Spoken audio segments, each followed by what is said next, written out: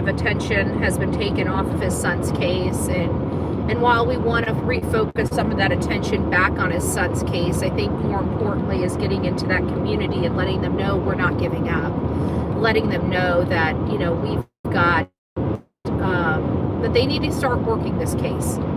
You know, playtime's over. You know, we're here at 2 years. We haven't heard from the sheriff in 2 years. That's unacceptable. That is unacceptable. And we've got to start putting laws and forcing our politicians to put laws in place where we have a say in this. When law enforcement's sitting on their hands and not doing a damn thing, we can do something about it. And I'm getting sick and tired of us having literally no control over the people we spend so much money for. And I'm done. I'm done. We're going to be making sweeping changes in Tennessee. We're going to be making sweeping changes across this country. By God, you guys have seen what I've been able to do on YouTube alone. I told you when we came here 5 years ago, it was going to take me 5 to 10 years to clean up what was going on here. And granted, we're not anywhere close. We're a lot better than we were 5 years ago. But you guys know I work my ass off. I do nothing but work around the clock behind the scenes. And I'm a very diplomatic and very political person. So I do a lot of stuff that you guys have no earthly idea. People have no earthly idea what my true job is. But my job in front of the scenes is I'm a political activist and a victim rights activist. But my job behind the scenes is so much more. It is so much more. It's applying pressure in this country, and there are a lot of people just like me that do this type of work, and we've got to keep going. You know, there's things going on in this country that should not be going on in this country. There's laws in place that should be enforced. People are dying on our roads, children are disappearing, grandparents snatched out of their homes, and we're being told there's nothing we can do. I refuse to accept that as an answer. I refuse to accept that as an answer. There's always something we the people can do. And it all starts with exposing the issue and raising our voice. And that's what we're going out here to do, because Sebastian's cold case is cold because people chose to sit on their hands. People chose not to follow the rules or the laws, or not understand their laws or their authority. And it's called incompetence. It's called incompetence, and it's smeared all across the state of Tennessee. And I'm going to explain exactly how. And this goes to any other state that conducts their business in the same way. In 2025, we should have more circumstantial cases than not. Why? Because we have everything tracking us. We have our credit cards tracking us, our vehicles tracking us, our earphones tracking us, our iPads tracking us, our cell phones tracking us, our credit cards tracking us. We have shit that tracks us all day, 24 hours, 7 days a week. Okay? That is better almost than an eyewitness, than a physical eyewitness. I saw this person do it. You can literally follow this person to the crime, watch them commit the crime, watch their hearts be elevated, watch them move, watch them get in their car and drive. You know, there's going to be cases where there's not one eyewitness, and there has been, just not in the state of Tennessee.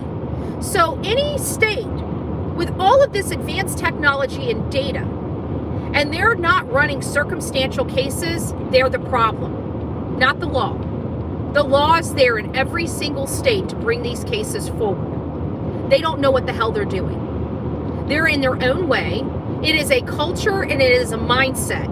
They think that their people in the state of Tennessee are so stupid. This is what they're telling us. That their juries are so stupid. They can't figure out a circumstantial case. That's what they're telling the public in Tennessee. You are too stupid to understand.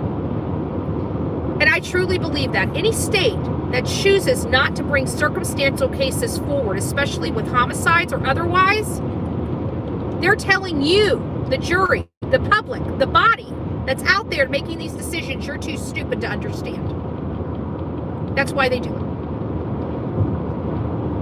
So I think people are a lot smarter than some law enforcement, especially the ones out in Tennessee. Tennessee, these country towns, I'll tell you this, like even though it's a desert town, they act the same. It's a country town. These country bunk people, like Sheriff Snuggle Struggles and Sheriff No, nanos, right?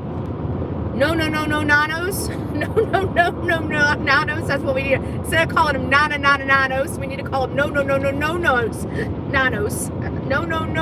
No, nanos. There we go. So that's where we get them. And they won't get out of their own way, and they obstruct their own case. And they literally are giving them a pat on the back thinking they're doing a good job. And we're screaming from the top of the rafters, no, you're not. You're destroying this case. And they're looking at us like, well, you don't know what you're talking about. Well, let me tell you something, sheriffs. We've covered hundreds of cases to your tens of cases, okay? We've covered hundreds of cases. We've watched people drown in cars. We've watched people burn in fires. We've watched people get hit by cars. We have a good understanding. We've watched multiple crime scene investigations, piece by piece, be put back together. Have you? Have these sheriffs? How about these officers that only have 2 to 3 years of experience? Have they? So before these law enforcement and government officials want to, again, criticize social media, they should understand our experiences. Because we go to the mattress when we know things. And trust me, this right here, this whole thing with Nancy Guthrie, this is bad. This is as bad as it gets, folks. It's as bad as it gets. They have no leads with all these leads. They have no idea who did this. How can you not have an idea who did this? It's either somebody that wanted to torture this family or hurt somebody in this family, or it was somebody about money.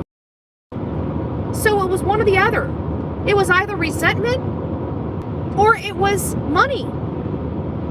There's not a whole lot of motives for a situation with an 84-year-old grandma. Missing from his home. Yep. And he was reported missing on the 26th and last seen on the 25th.